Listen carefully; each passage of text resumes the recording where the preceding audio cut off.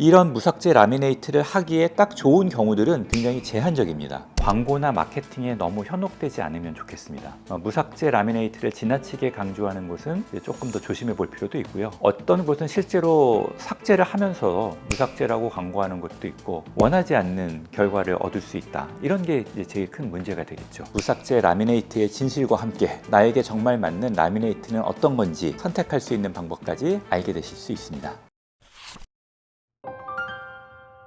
네, 원장님 안녕하세요. 안녕하세요. 반갑습니다. 웃는 치과의사 오원장입니다. 그러면 오늘 여쭤보고 싶은 게 네. 치아는 한 번 깎아내면 이 살처럼 다시 자라나고 그런 게 없나요?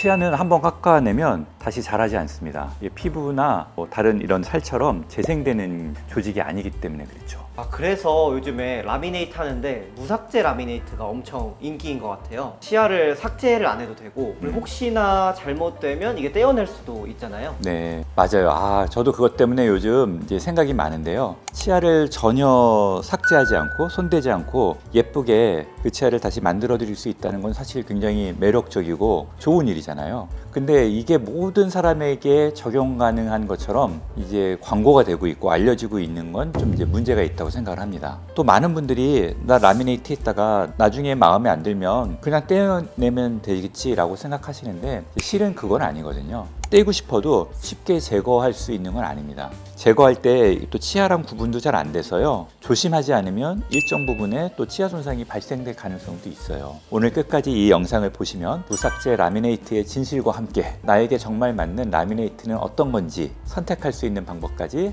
알게 되실 수 있습니다. 원장님, 무삭제 라미네이트 누구나 다 그냥 치과 가서 할 수 있나요? 환자분이 무삭제 라미네이트를 내가 받고 싶다 하시면은 누구나 하실 수는 있죠. 근데 이제 그렇게 했을 때는 이제 일정 부분 좀 후회하실 수도 있습니다. 라미네이트를 환자분들한테 설명할 때 좀 쉽게 하는 비유가 마치 네일샵에 가서 네일 아트 하는 거랑 비슷하다는 표현을 하거든요. 라미네이트라는 것 자체가 우리가 인조 손톱을 붙이는 것처럼 치아의 겉표면에 이렇게 얇게 생긴 구조물을 부착하는 방식이에요. 근데 이제 생각해 보세요. 치아에 이걸 붙이면 치아가 그 두께만큼 두꺼워지겠죠. 라미네이트 두께가 있거든요. 아주 얇은 부분은 0.1mm, 2mm부터 좀 두꺼운 부분은 0.5mm 정도 두께감을 가지고 있습니다. 이걸 부착하면 그만큼 두꺼워지는데 문제는 이 치아가 삐뚤빼뚤하거나 혹은 치아가 일정 부분 튀어나온 경우에가 이제 문제가 되는 거죠. 이미 기존 치아가 튀어나와 있는데 거기다가 어떤 구조물을 앞에다가 붙이면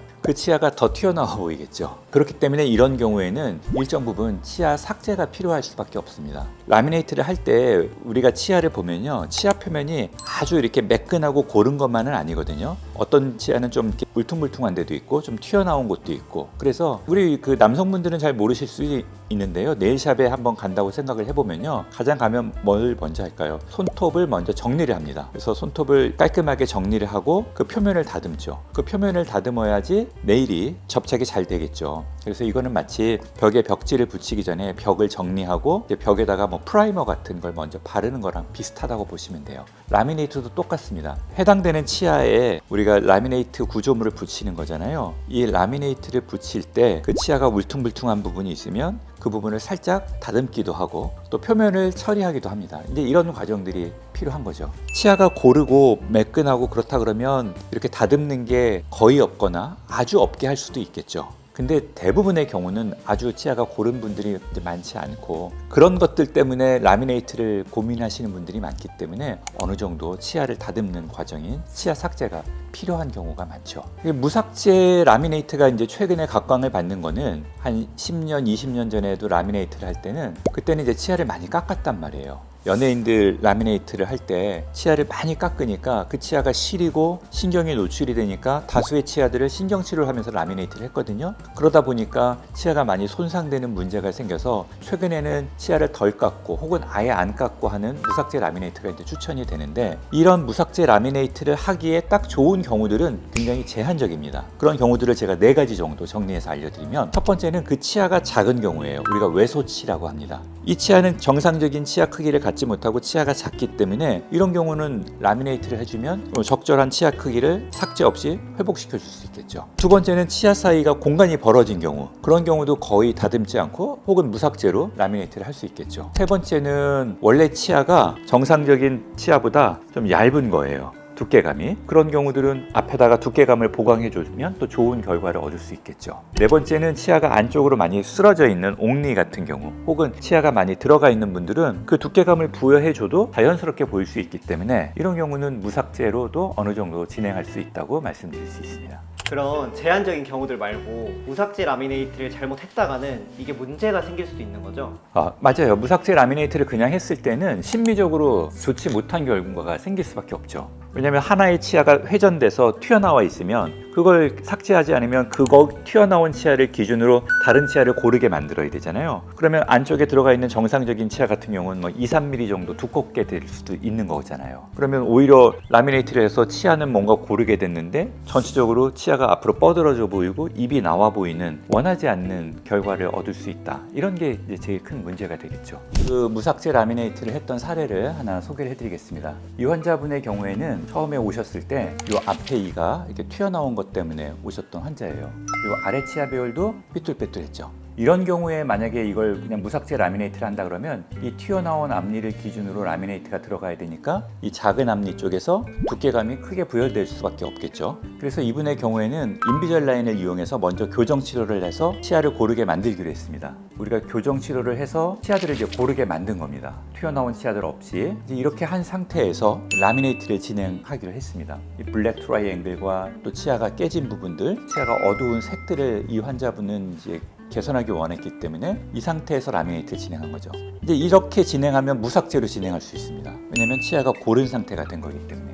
이 환자의 경우에는 위에 8개, 아래 8개의 치아에 라미네이트를 무삭제로 진행을 했습니다. 그래서 진행한 모습이 이렇게 모양이 되는 거죠. 그래서 이런 경우는 우리가 삭제하지 않고 진행하니까 환자분들한테 훨씬 더 좋게 정리할 수 있는 그런 모습이 되겠습니다. 그러면은 뭐 무삭제 라미네이트 광고 문구 보고 무작정 찾아갈 게 아니라 이렇게 좀 꼼꼼히 살펴보고 나중까지도 좀 생각을 해주는지를 잘 알아보고 가야겠네요. 그렇죠. 무삭제 라미네이트라고 막상 생각하고 가면 내가 무삭제 라미네이트를 할 수 있는 경우는 되게 드물다 라고 보시면 좋겠고요.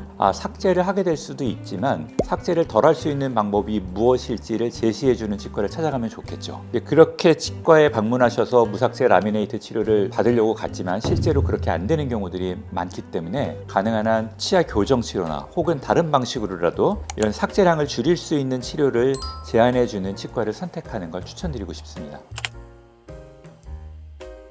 네, 라미네이트를 고를 때 여러 가지 이제 고민이 되실 텐데요. 제가 이제 10년 넘게 라미네이트를 활용한 치과 심미 치료를 진행해 오면서 깨달은 몇 가지 중요한 조언들을 드리도록 하겠습니다. 첫 번째는 먼저 광고나 마케팅에 너무 현혹되지 않으면 좋겠습니다. 무삭제 라미네이트를 지나치게 강조하는 곳은 조금 더 조심해 볼 필요도 있고요. 어떤 곳은 실제로 삭제를 하면서 무삭제라고 광고하는 것도 있고 또 무삭제라고 생각하고 막 갔더니 신경치료하고 삭제를 무조건 해야 된다는 말 하는 것도 있을 수 있습니다.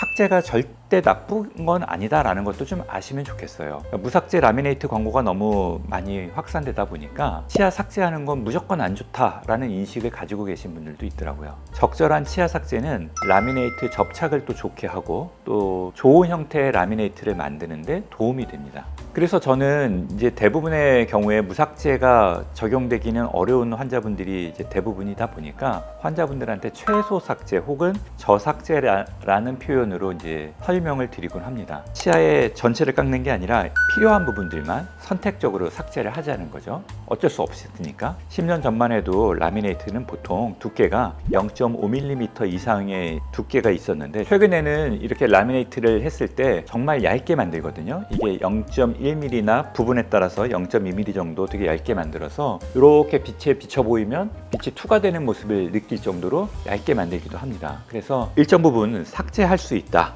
삭제에 대해서 너무 이렇게 걱정하실 필요는 없다는 말씀을 제가 드리고 싶습니다. 그리고 또 제가 항상 드리는 말씀인데 라미네이트는 차후 보증이 되게 중요합니다. 라미네이트는 인조 손톱처럼 치아의 겉표면에다가 접착제를 이용해서 붙이는 건데 앞니를 사용하다 보면 그렇게 몇 년이 지나면 혹은 딱딱하거나 질긴 걸 드시다 보면 이게 탈락될 수 있어요. 탈락되면 이걸 재부착하면 되는데 탈락이 그냥 탈락이 아니라 깨지거나 파손되는 경우들도 많습니다.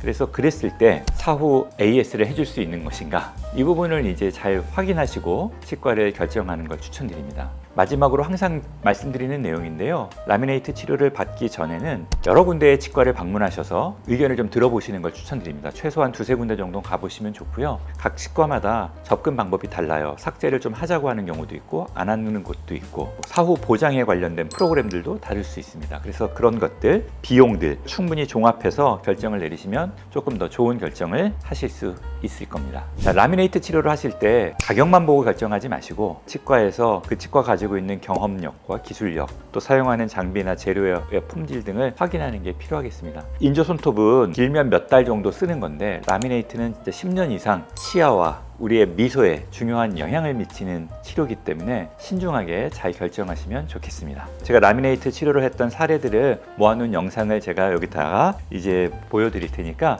이 영상들까지 이어서 보시면 결정하는 데 많은 도움이 될 수 있을 겁니다. 감사합니다.